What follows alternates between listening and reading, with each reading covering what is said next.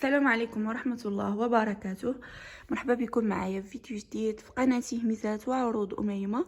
اللي كيشوف القناة ديالي اول مره ما ينساش الضغط على زر الاشتراك وما ينساش لايك وتعليق يكون زوين. شكرا لكم بزاف على الدعم ديالكم ليا وعلى التعليق ديالكم زوينين. طلام جوهره بالسقلي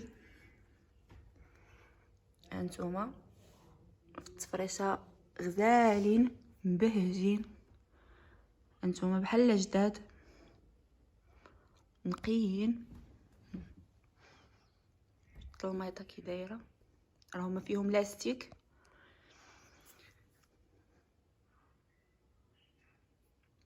العبارات ديالهم 4 متر